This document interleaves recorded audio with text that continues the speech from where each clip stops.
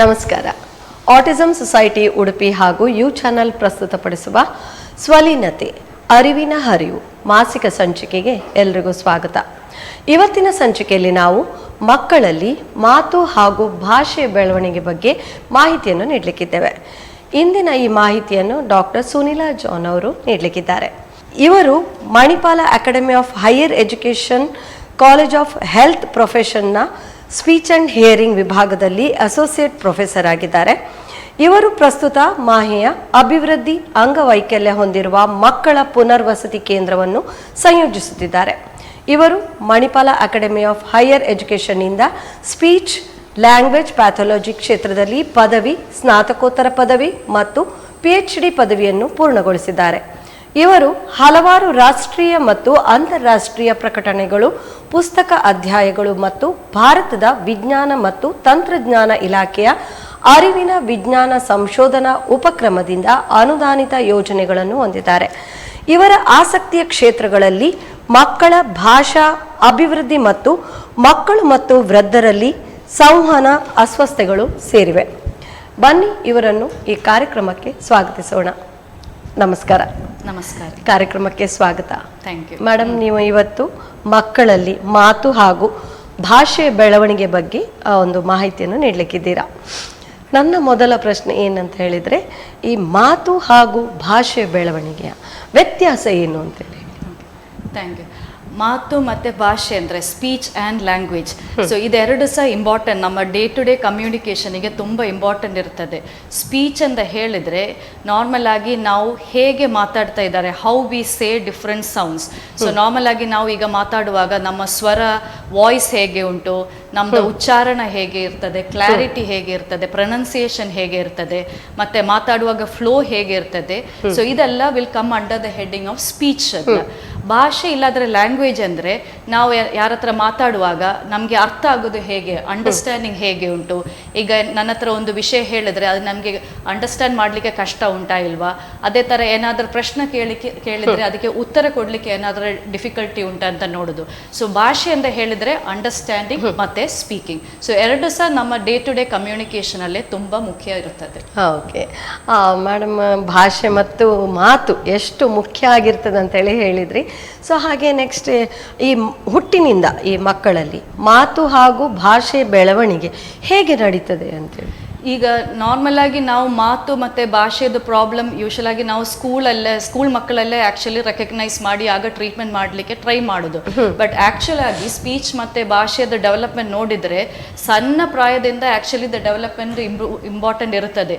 So from the time ಆ ಚೈಲ್ಡ್ದು ಬರ್ತ್ CRY ಅಂತ ನಾವು ಹೇಳ್ತೇವೆ ಅಲ್ಲ, ಆಗ ಇಂತ ಇಫ್ ಯು ಟೇಕ್ ತುಂಬ ಇಂಪಾರ್ಟೆನ್ಸ್ ಇರ್ತದೆ. ಸೊ ಇಫ್ ಯು ಟೇಕ್ ಒಂದು 6 ತಿಂಗಳದ್ದು ಮಕ್ಕಳಿಗೆ ನೋಡಿದರೆ ಅವರು ಶಬ್ದ ಮಾಡ್ತೇವೆ, ಆ ಈ ಊ ಅಂತ ಶಬ್ದ ಮಾಡ್ತೇವೆ, ಇಲ್ಲಾಂದ್ರೆ ಬಾ ಬಾ ಗ ಗ ಅಂತ ಹೇಳ್ತೇವೆ. ಸೊ ಅದೆಲ್ಲ ನಾವು ಬ್ಯಾಬ್ಲಿಂಗ್ ಇಲ್ಲಾಂದ್ರೆ ಸೌಂಡ್ಸ್ ಅಂತ ಹೇಳ್ತೇವೆ. ಸೊ ನಾರ್ಮಲ್ ಆಗಿ ಒಂದು 6-7 ತಿಂಗಳಲ್ಲೇ ಮಕ್ಕಳು ಆ ಥರ ಶಬ್ದ ಮಾಡಲೇಬೇಕು. ಅದೇ ಥರ ಒಂದು 1 year ಆಗುವಾಗ ಫಸ್ಟ್ ವರ್ಡ್ ಇಲ್ಲ, ಅದು ಫಸ್ಟ್ ಬರ್ತ್ಡೇ ಅಲ್ಲೇ ಅವರು ಫಸ್ಟ್ ವರ್ಡ್ ಹೇಳಬೇಕು. ಏನಾದ್ರೂ ಅಮ್ಮ, ಅಪ್ಪ, ಲೈಟು, ಏನಾದ್ರೂ ಒಂದು ಫಸ್ಟ್ ವರ್ಡ್ ಮೀನಿಂಗ್ಫುಲ್ ಆಗಿ ಹೇಳಲಿಕ್ಕೆ ಟ್ರೈ ಮಾಡಬೇಕು. ದೆನ್ ನಿಧಾನ ಒಂದು 1.5 ವರ್ಷ ಎಲ್ಲ ಬರುವಾಗ ಒಂದು 20 to 30 ವರ್ಡ್ಸ್ ಅವರಿಗೆ ಹೇಳಲಿಕ್ಕೆ ಆಗ್ತದೆ. ಮನೆಯಲ್ಲಿ ಏನೆಲ್ಲ ಇರ್ತದೆ ಅದರದ್ದು ಸಾಮಾನ್ಯ ಹೆಸರು, ಅಲ್ಲ ಮನೆಯಲ್ಲಿ ಯಾರಿದ್ದಾರೆ ಅವರದ್ದು ಹೆಸರು ಹೇಳಲಿಕ್ಕೆ ಟ್ರೈ ಆಗ್ತದೆ. ಒಂದು ನಿಧಾನ ಒಂದು 2 yearsಗೆ ಹೋಗುವಾಗ ಮಕ್ಕಳು ಒಂದು 2 word phrases ಹೇಳಲಿಕ್ಕೆ ಸ್ಟಾರ್ಟ್ ಮಾಡ್ತೇವೆ. 2 word ಅಂದ್ರೆ ಹೇಳಿದ್ರೆ ಅಮ್ಮ ಬಾ, ಅಮ್ಮ ಪ್ಲೀಸ್, ಅಮ್ಮ ಬಾಯ್, ಅಪ್ಪ ಕೊಡಿ, ಆ ಥರದ್ದು ಸಣ್ಣ ವರ್ಡ್ ಕಾಂಬಿನೇಷನ್ಸ್ ಮಾಡಲಿಕ್ಕೆ ಸ್ಟಾರ್ಟ್ ಮಾಡ್ತೇವೆ. ಮತ್ತೆ ನಾವು ಹೇಳೋದು ಅವರಿಗೆ ಅರ್ಥ ಆಗ್ತದೆ. ಅಲ್ಲಿ ಇಡಿ, ಇಲ್ಲಿ ತಕೊಂಡು ಬಾ, ಹೋಗಿ ಎಂದೆಲ್ಲ ಹೇಳುವಾಗ ಅರ್ಥ ಆಗತ್ತೆ. ಬೈ ದ ಟೈಮ್ ಒಂದು 3 ವರ್ಷ ಆಗುವಾಗ ಮಕ್ಕಳಿಗೆ ಒಂದು 3 word ಸೆಂಟೆನ್ಸ್ ಮಾಡ್ಲಿಕ್ಕೆ ಆಗತ್ತೆ. ಅಮ್ಮ ಇದು ಬೇಡ, ಆ ತರ ಒಂದು ಸ್ಮಾಲ್ ಸೆಂಟೆನ್ಸ್ ಮಾಡ್ತೇವೆ. ಮತ್ತೆ ಅವರು ಮಾತಾಡೋದು ಸಹ ನಮ್ಗೆ ಅರ್ಥ ಆಗ್ತದೆ. ಕೆಲವು ಟೈಮ್ 1 year 2 year ಅಲ್ಲಿ ಕೆಲವು ವರ್ಡ್ ಹೇಳುವಾಗ ನಮ್ಗೆ ಉಚ್ಚಾರ ಅರ್ಥ ಆಗುದಿಲ್ಲ, ಅವ್ರೇನೋ ಟ್ರೈ ಮಾಡ್ತಾ ಉಂಟು, ಒಂದು ಬೇಬಿ ಟಾಕ್ ತರ ಇರ್ತದೆ. ಬಟ್ ಒಂದು 3 years ಆಗುವಾಗ ನಮ್ಗೆ ನಿಧಾನ ಅವರದ್ದು ಅಕ್ಷರದ ಉಚ್ಚಾರಣ ಸ್ವಲ್ಪ ಮೋರ್ ಕ್ಲಿಯರ್ ಆಗುತ್ತೆ. ಸೊ ನಮ್ಗೆ ಅಂಡರ್ಸ್ಟ್ಯಾಂಡ್ ಆಗ್ತದೆ. ಬೈ ದ ಟೈಮ್ ಒಂದು 4 ವರ್ಷ ಒಂದು ಶಾಲೆಗೆ ಕಿಂಡರ್ ಗಾರ್ಡನ್ ಎಲ್ಲ ಹೋಗುವಾಗ, ಪ್ಲೇ ಸ್ಕೂಲ್ ಎಲ್ಲ ಹೋಗುವಾಗ, ಆ ಟೈಮಲ್ಲಿ ವೆನ್ ದೇ ಕಮ್ ಹೋಮ್ ಅವರಿಗೆ ಸ್ವಲ್ಪ ಶಾಲೆಯಲ್ಲಿ ಏನಾಗಿದೆ, ಯಾರ ಹತ್ರ ಜಗಳ ಮಾಡಿದ್ರ, ಪೆಟ್ಟು ಕೊಟ್ಟಿದ್ದೀರ, ಅದೆಲ್ಲ ಸ್ವಲ್ಪ ಸ್ವಲ್ಪ ಶಾರ್ಟ್ ಸೆಂಟೆನ್ಸ್ ಅಲ್ಲೇ ಮನೆಗೆ ಬಂದು ಹೇಳಲಿಕ್ಕೆ ಆಗ್ತದೆ. ಮತ್ತೆ ನಾವು ಸಹ ಪ್ರಶ್ನೆ ಕೇಳಿದ್ರೆ ಅದಕ್ಕೆ ಉತ್ತರ ಕೊಡ್ಲಿಕ್ಕೆ ಆಗತ್ತೆ. ಏನಾಯ್ತು ಆ ತರ ಎಲ್ಲ ಕೇಳಿದ್ರೆ ಅವರಿಗೆ ಉತ್ತರ ಕೊಡ್ಲಿಕ್ಕೆ ಆಗ್ತದೆ. ಬೈ ದ ಟೈಮ್ ಒಂದು 5 to 6 years ಆಗುವಾಗ ಅವರಿಗೆ ಸ್ಟೋರೀಸ್ ಹೇಳಲಿಕ್ಕೆ ಆಗತ್ತೆ. ಸೆಂಟೆನ್ಸ್ ದೊಡ್ಡ ದೊಡ್ಡ ಲಾಂಗ್ ಸೆಂಟೆನ್ಸು ಆಲ್ಮೋಸ್ಟ್ ಲೈಕ್ ನಾವು ಹೇಗೆ ಮಾತಾಡ್ತಿರಲ್ಲ ಅದೇ ಲೆವೆಲ್ ಅಲ್ಲಿ ಅವರಿಗೆ ಮಾಡ್ಲಿಕ್ಕೆ ಆಗ್ತದೆ. ಸೊ ದ ಡೆವಲಪ್ಮೆಂಟ್ ಆಗ ಸ್ಟಾರ್ಟಿಂಗ್ ಇಂದ from the time the baby is Born ಅಲ್ಲಿಂದ ಇಂಪ್ರೂವ್ಮೆಂಟ್ ಡೆವಲಪ್ಮೆಂಟ್ ಅಲ್ಲಿ actually we should be focusing. ನಮ್ಮ ಮಿಸ್ಟೇಕ್ ಮಿನಿ ಟೈಮ್ ಅಂದ್ರೆ ಒಂದು ಸ್ವಲ್ಪ ಪ್ರಾಬ್ಲಮ್ ಬರುವಾಗ, ಪ್ರಾಬ್ಲಮ್ ಇಲ್ಲಾದ್ರೆ ಜಾಸ್ತಿ ಆಗುವಾಗ ಮಾತ್ರ ನಾವು ಮೇ ಬಿ ಪ್ರಾಬ್ಲಮ್ ಉಂಟು, ಒಂದು ಟೆಸ್ಟ್ ಮಾಡಿ ನೋಡುವ, ಫೈಂಡ್ ಔಟ್ ಮಾಡುವ ಏನ್ ಮಾಡ್ಬೇಕಂತ. So important is from birth onwards we should be keeping track of the speech and language development. ತುಂಬಾ ಚೆನ್ನಾಗಿ ಹೇಳಿದ್ರೆ, ಅಂದ್ರೆ ಮಗು ಹುಟ್ಟಿನಿಂದ ಅಂದ್ರೆ ಒಂದು 3 ತಿಂಗಳಿಂದವ, 1 ವರ್ಷದಿಂದವ, 5 ವರ್ಷ ತನಕ ಯಾವ ರೀತಿಯಾಗಿ ಅವರು ಸ್ಟೆಪ್ ಮಾಡ್ತಾ ಇದ್ದಾರೆ, ಮಾತಾಡ್ಲಿಕ್ಕೆ ಯಾವ ರೀತಿಯಾಗಿ ಪ್ರಯತ್ನ ಪಡ್ತಿದ್ದಾರೆ, ಇದ್ರ ಬಗ್ಗೆ ತುಂಬಾ ಚೆನ್ನಾಗಿ ಹೇಳಿದ್ರಿ. ಯಾಕಂದ್ರೆ ಯಾವ ಪೇರೆಂಟ್ಸ್ ಅಷ್ಟು ಥಿಂಕ್ ಮಾಡಲ್ಲ, ಈ ವರ್ಷದಲ್ಲಿ ಇಷ್ಟು ಮಾತಾಡಬೇಕು ಅಂತೇಳಿ ಗೊತ್ತಿರೋದಿಲ್ಲ. ಸೊ ಈಗ ನೀವು ತುಂಬಾ ಚೆನ್ನಾಗಿ ಅದ್ರ ಬಗ್ಗೆ ಹೇಳಿದ್ರಿ. ಹಾಗೆ ಇನ್ನು ಈ ಮಕ್ಕಳ ಒಂದು ಮಾತು, ಆರೋಗ್ಯಕರವಾದ ಮಾತು ಹಾಗೂ ಬೆಳವಣಿಗೆಯಲ್ಲಿ ಬೇಕಾಗುವಂತಹ ಪ್ರಮುಖ ಅಂಶಗಳು ಯಾವುದು? ಕಾಮನ್ ಆಗಿ ಮೇನ್ ಥಿಂಗ್ ನಾವು ಈಗ ಫಾರ್ ಎಕ್ಸಾಂಪಲ್ ನಾನೀಗ ಪೆನ್ನು ಅಂತ ಹೇಳ್ತೇನೆ, ಇಲ್ಲಾಂದ್ರೆ ಬಾಲ್ ಅಂತ ಹೇಳ್ತೇನೆ. ಸೊ ನಾವು ಈಗ ಹೇಳುವಾಗ ನಮ್ಮ ತುಟಿ, ನಮ್ಮ ಟಂಗ್ ಮೂವ್ಮೆಂಟು, ನಮ್ಮ ಥ್ರೋಟ್ ಅದು ಮಸಲ್ಸ್ ಮೂವ್ಮೆಂಟು, ನಮ್ಮ ಲಂಗ್ಸು, ಸೊ ನಾವು ಇದಕ್ಕೆ ನಮ್ಮ ಸ್ಪೀಚ್ ಆರ್ಗನ್ಸ್ ಅಂತ ಹೇಳ್ತೇವೆ. ಸೊ ಅದೊಂದು ನಾರ್ಮಲ್ ಆಗಿ ಇರಬೇಕು. ಬೈ ಸಮ್ ಟೈಮ್ಸ್ ಒಂದು ಬೈ ಬರ್ತ್ ಇರ್ಬೋದು, ಇಲ್ಲಾಂದ್ರೆ ಏನಾದ್ರೂ ಪ್ರಾಬ್ಲಮ್ ಆದ್ಮೇಲೆ ಕೆಲವು ಮಕ್ಕಳಿಗೆ ಈ ಮಸಲ್ಸ್ ಆಫ್ ದ ಸ್ಪೀಚಿಗೆ, ಮೌತ್ ಮಸಲ್ಸಿಗೆ ಇಲ್ಲಾಂದ್ರೆ ಥ್ರೋಟ್ ಮಸಲ್ಸಿಗೆ ಅದಕ್ಕೆ ಸ್ವಲ್ಪ ವೀಕ್ನೆಸ್ ಆಗಿ ಬರ್ಬೋದು, ಏನಾದ್ರೆ ಸಮ್ ಅನಾಟಮಿಕಲ್ ಆಗಿ ಸಮ್ ಪ್ರಾಬ್ಲಮ್ ಇರ್ಬೋದು. ಸೊ ಅದೊಂದು ನಾರ್ಮಲ್ ಆಗಿ ಸ್ಪೀಚ್ ಆರ್ಗನ್ಸ್ ಇರಬೇಕು. ಬಟ್ ಸ್ಪೀಚ್ ಆರ್ಗನ್ಸ್ ಮಾತ್ರ ನಾರ್ಮಲ್ ಇದ್ರೆ ಆಗೋದಿಲ್ಲ. ವಿ ಆಲ್ಸೋ ನೀಡ್ ನಾರ್ಮಲ್ ಆಗಿ ಬ್ರೈನ್ ಮೆಚುರೇಷನ್ ಇರಬೇಕು. So from the beginning it's brain ಅದು ಡೆವಲಪ್ಮೆಂಟ್ ಇಸ್ ತುಂಬಾ ಇಂಪಾರ್ಟೆಂಟ್. ಆಯ್ತಾ, ನಾವು if I want to say something, ನಾನು ಬ್ರೈನ್ ಇಂದ I have to get that commands from my brain. So brain process ಮಾಡಿ ನಮ್ಗೆ ಏನ್ ಮಾತಾಡ್ಬೇಕಂತ ಆಗ್ತದೆ. So normal brain maturation important ಉಂಟು. ಅದೇ ತರ ವೆನ್ ವಿ ಸ್ಪೀಕ್ ನಾವು ವಿ ಆರ್ ಲಿಸನಿಂಗ್ ಬ್ಯಾಕ್, ನಾವು ನಮ್ಮ ವಾಯ್ಸೇ ಕೇಳ್ತಾ ಉಂಟು, ಅಂದ್ರೆ ನಮ್ಮ ಹಿಯರಿಂಗ್ ಇಂಪಾರ್ಟೆಂಟ್ ಇರಬೇಕು. ಸೊ ಈಗ ನಾನು ಮಳೆ ಮತ್ತೆ ಬಳೆ ಅಂತ ಹೇಳಿದ್ರೆ ಆ ಮ ಮತ್ತೆ ಬ ವ್ಯತ್ಯಾಸದಲ್ಲೇ ಆ ವರ್ಡ್ ಅದು ಮೀನಿಂಗೇ ಚೇಂಜ್ ಆಗ್ತದೆ. ಸೊ ಹಿಯರಿಂಗ್ ಇಸ್ ತುಂಬಾ ಇಂಪಾರ್ಟೆಂಟ್ ಇರ್ತದೆ. ಅದೇ ತರ ನಮ್ದು ಎನ್ವೈರನ್ಮೆಂಟ್ಸ್ ಅದಕ್ಕೆ should be more conducive. Environment conducive ಅಂತ ಹೇಳಿದ್ರೆ they should be people to talk. ಈಗ ಮಗುವಿಗೆ ಒಂದು ಯಾರು ಸಹ ಇಲ್ಲ, ಒಂದು ಐಸೋಲೇಷನ್ ಅಲ್ಲೇ it is full time on the TV ಇಲ್ಲಾಂದ್ರೆ ಫೋನ್ ಅಲ್ಲೇ, ಫಿಸಿಕಲಿ ಚೈಲ್ಡ್ಗೆ ಏನಾದರೂ ಹುಷಾರಿಲ್ಲ, ಇಲ್ಲಾಂದ್ರೆ ಇಮೋಷನಲ್ ಆಗಿ ಏನಾದರೂ ಪ್ರಾಬ್ಲಮ್ ಇದ್ದರೆ ಅದರಲ್ಲಿ ಡೆವಲಪ್ಮೆಂಟ್ ಅಷ್ಟು ಇಂಪ್ರೂವ್ ಆಗೋದಿಲ್ಲ. ಸೊ ಸ್ಪೀಚ್ ಮತ್ತು ಲ್ಯಾಂಗ್ವೇಜ್ ಡೆವಲಪ್ಮೆಂಟಿಗೆ ಹಿಯರಿಂಗ್ ಇರಬೇಕು, ಸ್ಪೀಚ್ ಆರ್ಗನ್ಸ್ ನಾರ್ಮಲ್ ಇರಬೇಕು, ಬ್ರೈನ್ ಡೆವಲಪ್ಮೆಂಟ್ ನಾರ್ಮಲ್ ಇರಬೇಕು, ಮತ್ತು ಫಿಸಿಕಲ್ ಹೆಲ್ತ್ ಸರಿಯಾಗಿ ಆಗಬೇಕು, ಇಮೋಷನಲ್ ಹೆಲ್ತ್ ಸರಿಯಾಗಬೇಕು. ಅದೇ ಥರ ಎನ್ವೈರನ್ಮೆಂಟ್ ಕೂಡ ಅದಕ್ಕೆ ಪಾಸಿಟಿವ್ ಆಗಿ ಇರಬೇಕು. ಸೊ ಇದೆಲ್ಲ ಒಟ್ಟಿಗೆ ಸರಿಯಾಗಿ ಬಂದರೆ ಮಾತ್ರ ಸ್ಪೀಚ್ ಮತ್ತು ಲ್ಯಾಂಗ್ವೇಜ್ ಅದು ಡೆವಲಪ್ಮೆಂಟ್ ಸರಿಯಾಗಿ ಬರುವುದು. ಓಕೆ, ಅಂದರೆ ಒಂದು ಆರೋಗ್ಯಕರವಾದ ಮಾತು ಹಾಗೂ ಒಂದು ಭಾಷೆ ಬೆಳವಣಿಗೆಗೆ ಎಲ್ಲ ಅಂಶಗಳು ಮುಖ್ಯ ಅಂತೇಳಿ ಹೇಳಿದ್ರಿ.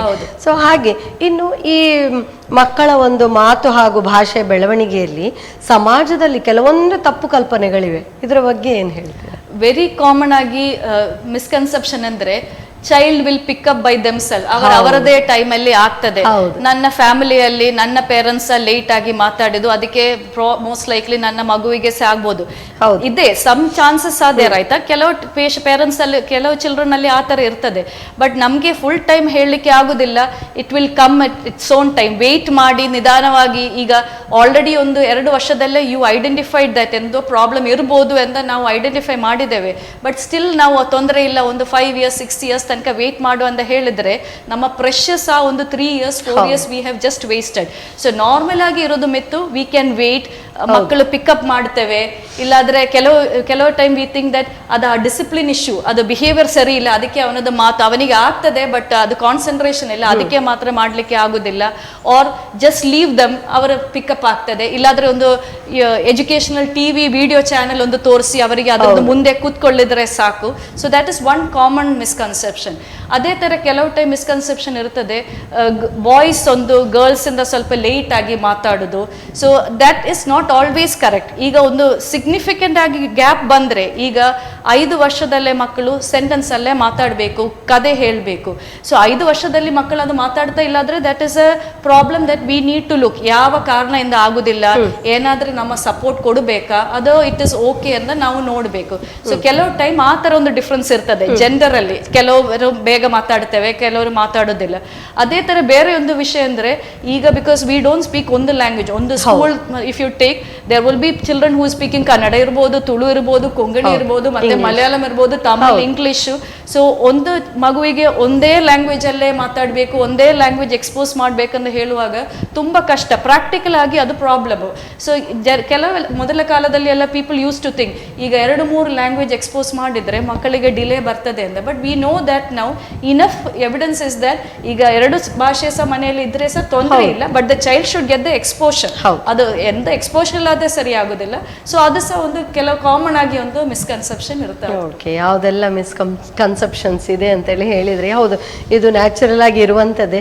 ಯಾಕಂದ್ರೆ ಕೆಲವರು ಹೇಳ್ತಾರೆ, ನಾನು ಸಣ್ಣದಿರ್ಬೇಕಾದ್ರೆ ಲೇಟ್ ಆಗಿ ಮಾತಾಡಿದೆ, ಹಾಗಾಗಿ ಮಗು ಸಹ ಅದೇ ರೀತಿ ಬರ್ಬೋದು, ಹೆರಿಡಿಟಿಯಾಗಿ ಬರ್ಬೋದು ಅಂತ ಹೇಳಿ ಇರ್ತದೆ.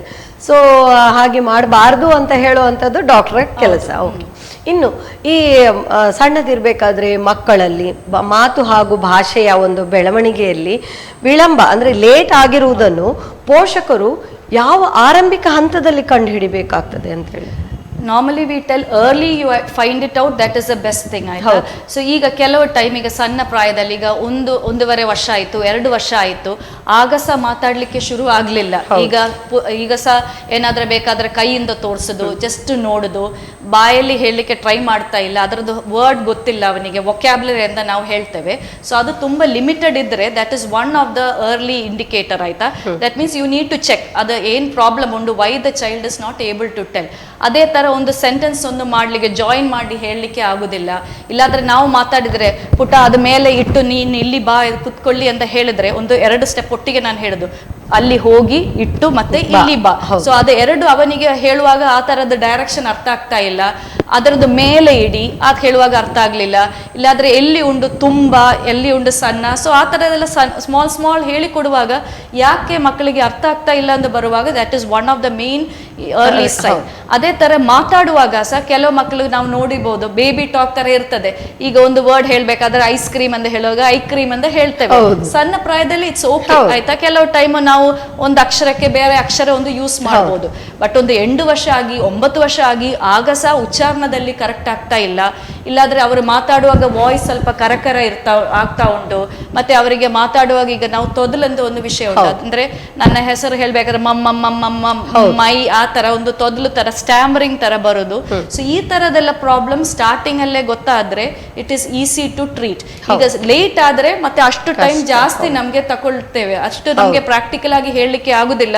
ತೊಂದರೆ ಇಲ್ಲ, ಒಂದು ತರಬೇತಿ ಮಾಡಿ ಇಲ್ಲಾದ್ರೆ ಇನ್ನ ಪ್ರೊಫೆಷನಲ್ಗೆ ಹೋಗಿ ಮಾತಾಡಿ ಅಂತ ಹೇಳುವಾಗ ನಮ್ಗೆ ಅದು ಸ್ವಲ್ಪ ಅಷ್ಟು ಸುಲಭ ಇಲ್ಲ. ಸೊ ಅದಕ್ಕೆ ಎಷ್ಟು ಬೇಗ ಆಗ್ತದೆ, ಜಸ್ಟ್ ಏನಾದ್ರೂ ಒಂದು ಪ್ರಾಬ್ಲಮ್ ನೋಡಿದ್ರೆ ಜಸ್ಟ್ ಟೇಕ್ ಒಂದು ಒಪಿನಿಯನ್ ಅಷ್ಟೇ. ಏನಾದ್ರೆ ನಮ್ಮ ಸೈಡಿಂದ ಮನೆಯಲ್ಲಿ ನಾವು ಏನಾದ್ರೆ ಮಾಡ್ಲಿಕ್ಕೆ ಉಂಟ ಅಂತ ಪೇರೆಂಟ್ಸ್ ಒಂದು ನೋಡಿದ್ರೆ ಒಳ್ಳೇದಾಗ್ತದೆ. ಈಗ ಈ ಒಂದು ಕಾರ್ಯಕ್ರಮದಿಂದ ಜನರಲ್ಲಿ ಸುಮಾರಾಗಿ ಜಾಗೃತಿ ಕಾರ್ಯಕ್ರಮಗಳು, ಅಂದ್ರೆ ಜಾಗೃತಿ ಹುಟ್ಟುತ್ತಾ ಇದೆ. ಆ ಮಕ್ಕಳಲ್ಲಿ ಇಂಥ ಪ್ರಾಬ್ಲಮ್ ಇದ್ರೆ ನಾವು ಹೋಗ್ಬೇಕು, ಡಾಕ್ಟರ್ ಹತ್ರ ಹೋಗ್ಬೇಕು ಅಂತ ಹೇಳಿ. ಸೊ ಹಾಗೆ ಇನ್ನು ಮುಂದೆ ಇಂತಹ ಪ್ರಾಬ್ಲಮ್ ಬಂದಾಗ, ಈ ಮಾತು ಹಾಗೂ ಭಾಷೆ ಬೆಳವಣಿಗೆ ಸಂದರ್ಭದಲ್ಲಿ ಅವರಿಗೆ ಪ್ರಾಬ್ಲಮ್ ಆದಾಗ ಯಾವ ತಜ್ಞರನ್ನು ಪೋಷಕರು ಭೇಟಿ ಆಗ್ಬೇಕು? ಕಾಮನ್ ಆಗಿ ನಾವು ಏನ್ ಹೇಳ್ತೇವೆ ಅಂದ್ರೆ, ಇಫ್ ಒಂದು 2-3 ತಿಂಗಳಲ್ಲಿ ನಿಮ್ಗೆ ಅದು ಅಬ್ಸರ್ವ್ ಆಗ್ತಾ ಉಂಟು, ಮನೆಯಲ್ಲಿ ನೀವು ಮಾತಾಡುವಾಗ ಅವರು ಅಷ್ಟು ಸರಿಯಾಗಿ ಮಾತಾಡ್ತಾ ಇಲ್ಲ, ಇಲ್ಲಾದ್ರೆ ಮಾತದ್ದು ಪ್ರಾಬ್ಲಮ್ ಗೊತ್ತಿಲ್ಲ, ಅದು ಮಾತದ್ದು ಪ್ರಾಬ್ಲಮ್, ಅದ ಕಿವಿ ಕೇಳಲಿಕ್ಕೆ ತೊಂದರೆ ಉಂಟಾ, ಅದ ಗಂಟ್ಲಲ್ಲಿ ಏನಾದ್ರೂ ಪ್ರಾಬ್ಲಮ್ ಇದೆಯಾ ಅಂತ ಬರುವಾಗ ಇಮಿಡಿಯೇಟ್ ಆಗಿ ಒಂದು ಪೀಡಿಯಾಟ್ರಿಷಿಯನ್ ಡಾಕ್ಟರ್ಗೆ, ಒಂದು ಜನರಲ್ ಡಾಕ್ಟರ್ಗೆ ಒಂದು ತೋರಿಸಿ ಅವರದೊಂದು ಒಪಿನಿಯನ್ ತಕೊಳ್ಳಿ. ಏನಾದ್ರೆ ಹೆಲ್ತ್ ರಿಲೇಟೆಡ್ ಕನ್ಸರ್ನ್ಸ್ ಉಂಟಾ ಅಂತ ಬಂದ್ರೆ, along with that speech language ಥೆರಪಿಸ್ಟ್ಗೆ ತೋರಿಸೋದು ಒಳ್ಳೆಯದು. ಸ್ಪೀಚ್ ಥೆರಪಿಸ್ಟ್ ಅಂತ ನಾವು ಹೇಳ್ತೇವೆ. ಮೇನ್ ಆಗಿ ಗೊತ್ತಾಗಬೇಕಂದ್ರೆ, is the development as per the age. Expected ಆಗಿ ಒಂದೊಂದು ಏಜ್ಗೆ ಒಂದೊಂದು ಎಕ್ಸ್ಪೆಕ್ಟೇಷನ್ ಉಂಟು. ಯಾವ ತರ ಭಾಷೆ ಇರಬೇಕು, ಯಾವ ತರ ಮಾತಾಡ್ಬೇಕಂತ ಒಂದೊಂದು ಎಕ್ಸ್ಪೆಕ್ಟೇಷನ್ ಇದೆ. But if you finding it ತುಂಬಾ ಟೈಮ್, ಒಂದು 2-3 ತಿಂಗಳಿಂದ ಇಫ್ ಯುವರ್ ನಮ್ಗೆ ಒಂದು ಫೀಲಿಂಗ್ ಬರ್ತದಲ್ಲ, ಏನೋ ಒಂದು ಪ್ರಾಬ್ಲಮ್ ಉಂಟು, ಒಂದು maybe I take an opinion from ಯಾರಾದ್ರ ಹತ್ರ ಒಂದು ಪ್ರೊಫೆಷನಲ್ ಅಂತ ಸಪೋರ್ಟ್ ಬೇಕಂತ ಇದ್ರೆ, ಒಂದು ಜಸ್ಟ್ ಒಂದು take the opinion. One best option is just observe the child how they communicate with their own classmates ಇಲ್ಲಾಂದ್ರೆ ಕಸಿನ್ಸ್ ರಿಲೇಟಿವ್ಸ್ ನೇಬರ್ ಮಕ್ಕಳೊಟ್ಟಿಗೆ ಎಲ್ಲ ಹೇಗೆ ಮಿಂಗಲ್ ಆಗ್ತಾ ಉಂಟು, ಅವರ ಹತ್ರ ಮಾತಾಡುವಾಗ ಹೇಗೆ ಉಂಟು, ಮತ್ತೆ ಶಾಲೆಯಲ್ಲಿ ಸಹ ಟೀಚರ್ಸ್ ಇಂದ ಸಹ ಒಪಿನಿಯನ್ ಒಂದು ತಗೊಳ್ಳಿ. So if it is persisting for long time ಒಂದು ಕನ್ಸಲ್ಟೇಷನ್ ತಗೊಳ್ಳೋದು ಒಳ್ಳೇದು, ಒಂದು professional support, somebody who is in to this area who can tell ತೊಂದರೆ ಇಲ್ಲ, ಇದು ನಾರ್ಮಲ್ ಉಂಟು, ಇದು ನಾವು ವೇಟ್ ಮಾಡ್ಬೋದು, ಇಲ್ಲ ಇದಕ್ಕೆ ಒಂದು ಈ ತರ ಒಂದು ಸಪೋರ್ಟ್ ತಕೊಳ್ಳಿದ್ರೆ ಒಳ್ಳೇದು. ಸೊ ಅದಕ್ಕೆ ಒಂದು ಒಪಿನಿಯನ್ ತಕೊಳ್ಳೋದು ಒಳ್ಳೇದಾಯ್ತು. ಓಕೆ, ಅಂದರೆ ಯಾವ ಸ್ಪೀಚ್ ಆ್ಯಂಡ್ ಹಿಯರಿಂಗ್ ಡಾಕ್ಟರ್ ಹತ್ರ ಆ ಒಂದು ತಜ್ಞರನ್ನು ನೀವು ಭೇಟಿ ಆಗಬೇಕು ಅಂತೇಳಿ ಹೇಳ್ತಾ ಇದ್ರಿ. ಸೊ ಹಾಗೆ ಇನ್ನು ಈ ಮಾತು ಹಾಗೂ ಬೆಳವಣಿಗೆಯ ಒಂದು ಇದರಲ್ಲಿ ಮಕ್ಕಳ ಪೋಷಕರು ಹಾಗೆ ಅಥವಾ ಅವರನ್ನು ಆರೈಕೆ ಮಾಡೋರು ಯಾವ ರೀತಿ ಅವರನ್ನು ಉತ್ತೇಜಿಸಬಹುದು ಈ ಮಾತು ಹಾಗೂ ಒಂದು ಭಾಷೆಯ ಬೆಳವಣಿಗೆಯಲ್ಲಿ ಅಂತ? ಕೆಲವು ಪ್ರಾಬ್ಲಮ್ ಬರುವಾಗ ನಮ್ಮ ಪೇರೆಂಟ್ಸಿಗೆ ಸ್ವಲ್ಪ ಟೆನ್ಷನ್ ಜಾಸ್ತಿ ಆಗುತ್ತೆ. ಸೊ ನಾವ್ ಏನ್ ಮಾಡುದಂದ್ರೆ ನಮ್ಮ ಟೆನ್ಷನ್ ನಮ್ಮ ಮಕ್ಕಳದ ಮೇಲೆ ಸಹ ಅದೇ ತರ we will feel don't do that, ಆ ತರ ಮಾಡಬಾರ್ದು, ಈ ತರ ಮಾಡಬಾರ್ದು, ನೀನ್ ಮಾಡಿದ ಸರಿ ಇಲ್ಲ. So especially in front of ಬೇರೆ ಮಕ್ಕಳ ಮುಂದೆ ಇಲ್ಲಾದ್ರೆ ನಮ್ಮ ನೇಬರ್ಸ್ ಮುಂದೆ ಅವರದ್ದು ಪ್ರಾಬ್ಲಮ್ ತುಂಬಾ ಅದು ಬಿಗ್ ಆಗಿ ತೋರಿಸೋದೊಂದು ನಾವು ಕಡಿಮೆ ಮಾಡಬೇಕು. ಸೊ ಆಸ್ ಎ ಚೈಲ್ಡ್ ಅವರಿಗೆ ಸಹ ಒಂದು ಕಾನ್ಫಿಡೆನ್ಸ್ ಕಡಿಮೆ ಇರ್ತದೆ, because some children made fun of them, ಗೊತ್ತಿಲ್ಲ ನಮ್ಗೆ ಹೇಗೆ ಇರ್ತದೆ ಅಂತ. ಸೊ ನಮ್ಮ ಸೈಡ್ ಇಂದ ಆಸ್ ಪೇರೆಂಟ್ಸ್ ಒಂದು ಮೇನ್ ಥಿಂಗ್ ಅಂದ್ರೆ ಅವರ ಹತ್ರ ಮಾತಾಡಬೇಕು ಜಾಸ್ತಿ. We should talk to them. If ಒಂದು ಪ್ರಾಬ್ಲಮ್ ಇದ್ರೆ ಇಲ್ಲಾದ್ರೆ if you are finding that ಅವರದ್ದು ಮಾತಲ್ಲಿ ಕಡಿಮೆ, ನಮ್ಮ ಸೈಡ್ ಇಂದ ಸ್ವಲ್ಪ ಒಂದು ಮನೆಯದು ಮಾಡಿಫಿಕೇಶನ್ ಮಾಡಿದ್ರೆ ಸಾಕು. ಕೆಲವು ಮಕ್ಕಳಿಗೆ ಅದೊಂದು ಮೇ ಬಿ ನಾವು ಮನೆಯಲ್ಲಿ ಅಷ್ಟು ಮಾತಾಡ್ಲಿಕ್ಕೆ ಯಾರು ಇರುವುದಿಲ್ಲ, ಆಪರ್ಚುನಿಟಿ ಅಂತ ಇಲ್ಲ. ಸೊ ವಿಟಲ್ ಸ್ವಲ್ಪ ಜಾಸ್ತಿ ಮಾತಾಡಿ. ಈಗ ಸಣ್ಣ ಮಕ್ಕಳಿದ್ರೆ, ಈಗ ಒಂದು 2 ವರ್ಷ 3 ವರ್ಷ ಸಣ್ಣ ಮಕ್ಕಳಿದ್ರೆ ಅವರಿಗೆ ಒಂದು ಸ್ಟೋರೀಸ್ ಹೇಳಿಕೊಡೋದು, ಕತೆ ಪುಸ್ತಕ ಓದಿಕೊಡೋದು. ಸೊ ನಾವು ಮಾತಾಡುವಾಗ ನಾವು ಮಾತಾಡೋದು ರೀತಿ ನೋಡಿ ಅದೇ ತರ ಮಕ್ಕಳು ಇಮಿಟೇಟ್ ಮಾಡ್ತಾರೆ, ಆಯ್ತಾ? ಸೊ ಯು ಶುಡ್ ನೋಡ್ಬೋದು, ನಾವು ಫೋನ್ ಅಲ್ಲಿ ಮಾತಾಡಿದ್ರೆ ಅವರು ಸಹ ಅದೇ ತರ ಕೈಯಲ್ಲಿ ಫೋನ್ ಇಟ್ಕೊಂಡು ಆಚೆ ಈಚೆ ಎಲ್ಲ ಮೂವ್ ಆಗ್ತಾರಲ್ಲ, ಅದೇ ತರ ನಮ್ದು ಮಾತು ಅದೇ ಸರ. ನಾವು ಸ್ವಲ್ಪ ಲಾಂಗ್ ಸೆಂಟೆನ್ಸ್ ಅಲ್ಲೇ ಮಾತಾಡೋದು, ಉಚ್ಚಾರಣ ನಾವು ಕ್ಲಿಯರ್ ಆಗಿ ಹೇಳೋದು, ಸ್ವಲ್ಪ ನಿಧಾನವಾಗಿ ಮಾತಾಡೋದು. ಸೊ ಅದೆಲ್ಲ ಮಕ್ಕಳಿಗೆ ಒಂದು ಇಮಿಟೇಷನ್ ಆಗ್ತದೆ. ಸೊ ಆ ತರ ಪೇರೆಂಟ್ಸ್ ಮನೆಯಲ್ಲೇ we can do many of the problems can be solve ಮನೆಯಲ್ಲೇ ಸ್ವಲ್ಪ ಮಾಡಿಫಿಕೇಶನ್ ಮಾಡಿದ್ರೆ. ಕೆಲವು we need people to help, some experts to help with that problem. Okay, ನೀವೀಗ ಹೇಳಿದ ಹಾಗೆ ಮೊಬೈಲಿನ ವಿಷಯ ಬಂತು. ಸೊ ಈ ಮೊಬೈಲ್ ಆಗಿರ್ಬೋದು ಅಥವಾ ಟಿ ವಿ ಆಗಿರ್ಬೋದು ಅಥವಾ ಬೇರೆ ಸ್ಕ್ರೀನ್ ಟೈಮ್ಸ್, ಇದು ಮಕ್ಕಳ ಮಾತು ಹಾಗೂ ಭಾಷೆ ಬೆಳವಣಿಗೆಯಲ್ಲಿ ಪರಿಣಾಮ ಬೀರ್ತದ ಅಂತೇಳಿ? ಹೌದು, ಈಗ ಸ್ಕ್ರೀನ್ ಟೈಮ್ ಅದು ತುಂಬಾ ತುಂಬಾ ಕಾಮನ್ ಟಾಪಿಕ್ ಆಯ್ತಾ. ಯಾಕಂದ್ರೆ ಪೋಸ್ಟ್ ಕೋವಿಡ್ ನಾವೆಲ್ಲರೂ ಪೇರೆಂಟ್ಸ್ ಆಗ್ಬೋದು, ಅಡಲ್ಟ್ಸ್, ಚಿಲ್ಡ್ರನ್ ಎಲ್ಲರದ್ದು ಒಂದು use of phone T V ಎಲ್ಲ ಜಾಸ್ತಿ ಆಗಿದೆ. ಸೊ ಸ್ಕ್ರೀನ್ ಟೈಮ್ ಅಂತ ಹೇಳುವಾಗ ದ ಟೋಟಲ್ ಟೈಮ್ ಒಂದು ದಿವಸದಲ್ಲಿ ಎಷ್ಟು ಟೈಮು ಆ ಸ್ಕ್ರೀನ್ ಅದು ಮುಂದೆ we are spending. So screen ಅಂತ ಹೇಳುವಾಗ ಫೋನ್ ಮಾತ್ರ ಅಲ್ಲ, ಫೋನ್ ಇರ್ಬೋದು, ಟಿ ವಿ ಇರ್ಬೋದು, ಐಪ್ಯಾಡ್ ಇರ್ಬೋದು, ಏನಾದರೆ ವಿಡಿಯೋಸ್ ಇರ್ಬೋದು.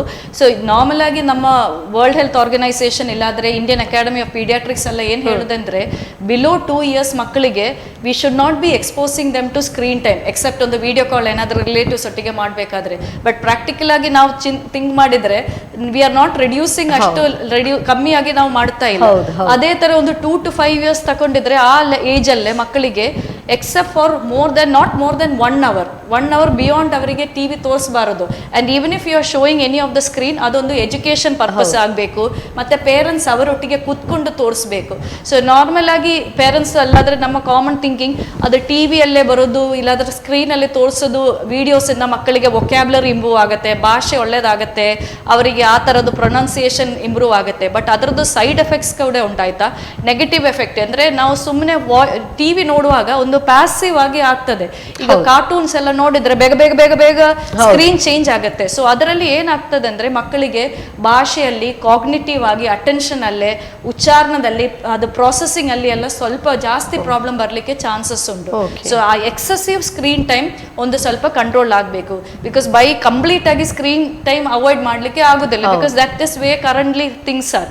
ಬಟ್ ಅದೊಂದು ಪೇರೆಂಟ್ಸ್ ಒಟ್ಟಿಗೆ ಕುತ್ಕೊಂಡು ಯಾವ ತರ ಕಂಟೆಂಟ್ ನೋಡಬೇಕು ಮತ್ತೆ ಪೇರೆಂಟ್ಸ್ ಒಂದು ಮಾನಿಟರ್ ಮಾಡ್ಲಿಕ್ಕೆ ಆದ್ರೆ ದಟ್ ಇಸ್ ಒಳ್ಳೇದು. And as they grow older, ಒಂದು 6-7 ವರ್ಷದಲ್ಲಿ ಆ screen time should not take over ಅವರದ್ದು sleep time, physical activity time, their academic and non academic time. So ಅದಕ್ಕೆ ಇನ್ ಮಾಡ್ರೇಷನ್ ಸ್ಕ್ರೀನ್ ಟೈಮ್ ಇದ್ರೆ ಓಕೆ, ಬಟ್ ಎಕ್ಸೆಸಿವ್ ಆಗಿ screen time ಬಂದ್ರೆ ಸುಮಾರು patients with the speech and language concerns are there, ಆಯ್ತಾ? That's a very common thing. So ಅದಕ್ಕೆ ನಾವು ಸ್ವಲ್ಪ care ತಗೊಳ್ಬೇಕು. ಅಂದ್ರೆ ಅವರು ಮಾತಾಡೋದೆಲ್ಲ ಕಮ್ಮಿ ಮಾಡ್ತಾರೆ, ಖಾಲಿ ಸ್ಕ್ರೀನ್ ಅಲ್ಲೇ ನೋ ಇಂಟ್ರಾಕ್ಷನ್ ಬರುವುದಿಲ್ಲ, ಲೈವ್ ಇಂಟ್ರಾಕ್ಷನ್, ಆಕ್ಟಿವ್ ಇಂಟ್ರಾಕ್ಷನ್. ಈಗ ನಾವು ಮಾತಾಡುವಾಗ you are speaking, I am listening, I am speaking, you are listening, ಆ ತರದೊಂದು ಇಂಟ್ರಾಕ್ಷನ್ ಅಲ್ಲಿ ಇರುವುದಿಲ್ಲ. ಅಲ್ಲಿ ನಾವು ನಿಧಾನ ಆರಾಮಾಗಿ ರಿಲ್ಯಾಕ್ಸ್ ಆಗಿ ಕೇಳುದು ಮತ್ತೆ ಬಿಡುದು. ಸೊ ಅದು ಇಂಟ್ರಾಕ್ಷನ್ ಇದ್ದಾಗ ಮಾತ್ರ ಇಂಪ್ರೂವ್ ಮಾಡ್ಲಿಕ್ಕೆ ಆಗತ್ತೆ ಅಂತ ಹೇಳಿದ್ರಿ.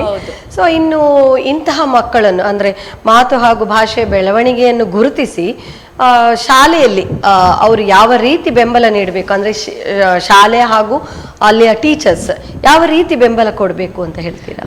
ಈಗ ಟೀಚರ್ಸ್ ಆಕ್ಚುಲಿ ಅವರು ಬೇಗ ಐಡೆಂಟಿಫೈ ಮಾಡ್ಲಿಕ್ಕೆ ಆಗತ್ತೆ ಅರ್ಲಿ ಸೈನ್ಸ್. ಈಗ ಪೇರೆಂಟ್ಸ್ ಬಿಟ್ಟು ನೆಕ್ಸ್ಟ್ ಆಕ್ಚುಲಿ ಟೀಚರ್ಸ್.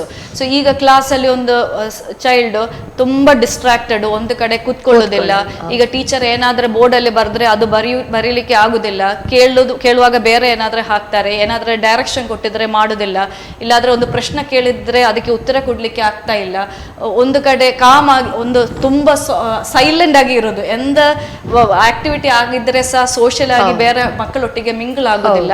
ಸೊ ಆ ತರದ್ದು ಅರ್ಲಿ ಸೈನ್ಸ್ ನೋಡಿದ್ರೆ ಇಮಿಡಿಯೇಟ್ ಆಗಿ ಪೇರೆಂಟ್ಸ್ ಒಟ್ಟಿಗೆ ಅದು ಇನ್ಫಾರ್ಮ್ ಮಾಡಿ ಪೇರೆಂಟ್ಸ್ ಮತ್ತೆ ಟೀಚರ್ಸ್ ಒಟ್ಟಿಗೆ ಆ ಚೈಲ್ಡ್ ಡೆವಲಪ್ಮೆಂಟ್ಗೆ ತುಂಬಾ ಸಪೋರ್ಟ್ ಮಾಡ್ಲಿಕ್ಕೆ ಆಗ್ತದೆ. ಸೊ ಟೀಚರ್ಸ್ ಅಂದ್ರೆ they are one of the first professional. Many times referral ಎಲ್ಲ ಬರುವಾಗ ಟೀಚರ್ಸ್ ಐಡೆಂಟಿಫೈ ಮಾಡಿ ನಮ್ಗೆ ಹೇಳುದು, ಈ ತರದೊಂದು ಮಗುವಿಗೆ ಈ ತರದೊಂದು ಪ್ರಾಬ್ಲಮ್ ನೋಟಿಸ್ ಮಾಡಿದೆ ಕ್ಲಾಸ್ ಅಲ್ಲೇ, ಇಂಟ್ರಾಕ್ಷನ್ ಟೈಮ್ ಅಲ್ಲೇ. ಸೊ ಟೀಚರ್ಸ್ಗೆ ಹೆಲ್ಪ್ ಮಾಡ್ಲಿಕ್ಕೆ ತುಂಬಾ ಆಗ್ತದೆ ನಮ್ಗೆ. ಮಕ್ಕಳು ಹಾಗೂ ಟೀಚರ್ಸ್ ಹೌದು, ಅವರಿಗೆ ಫಸ್ಟಿಗೆ ಕಂಡು ಹಿಡಿಲಿಕ್ಕೆ ಆಗ್ತದೆ ಅಂತ ಹೇಳುದೇವು. ಅಂದ್ರೆ ಶಾಲೆಯಲ್ಲಿ ಅಷ್ಟು ಮಕ್ಕಳು ಒಂದು ಏನಾದ್ರೂ ಒಂದು ಆಕ್ಟಿವಿಟಿ ಮಾಡಬೇಕಾದ್ರೆ ಒಂದು ಮಗು ಸುಮ್ಮನೆ ಇರ್ತದೆ ಅಂತ ಹೇಳಿದ್ರೆ ಅದ್ರಲ್ಲಿ ಏನೋ ಪ್ರಾಬ್ಲಮ್ ಇದೆ ಅಂತ ಹೇಳಿ, ಅಥವಾ ತುಂಬಾ ಹೈಪರ್ ಆಗಿದ್ರು ಆ ಮಕ್ಕಳ ಆ ಮಗುವಿನಲ್ಲೂ ಏನೋ ಪ್ರಾಬ್ಲಮ್ ಇದೆ ಅಂತ ಹೇಳಿ ಕಂಡು ಹಿಡಿಬಹುದು ಅಂತ ಹೇಳಿ. ಇನ್ನು ಈ ಕೊನೆಯ ಒಂದು ಪ್ರಶ್ನೆ, ಈ ಒಂದು ಸಂಚಿಕೆದೊಂದು ಕೊನೆಯ ಪ್ರಶ್ನೆ ಏನು ಅಂತ ಹೇಳಿದ್ರೆ, ಈ ಮಾತು ಹಾಗೂ ಒಂದು ಭಾಷೆಯ ಬೆಳವಣಿಗೆಯಲ್ಲಿ ಅರ್ಲಿ ಐಡೆಂಟಿಫಿಕೇಶನ್ ಹಾಗೂ ಅರ್ಲಿ ಇಂಟರ್ವೆನ್ಷನ್ ಬಗ್ಗೆ ಈ ನೀವು ಪೋಷಕರಿಗೆ ಏನಾದರೂ ಹೇಳಲಿಕ್ಕೆ ಬಯಸ್ತೀರಾ? ಏನಾದರೂ ಒಂದು ಸಂದೇಶ ಕೊಡಲಿಕ್ಕೆ ಬಯಸ್ತೀರಾ? ಫಾರ್ ಅರ್ಲಿ ಐಡೆಂಟಿಫಿಕೇಶನ್ ಅಂದರೆ parents are the first teachers ಮಗುವಿಗೆ.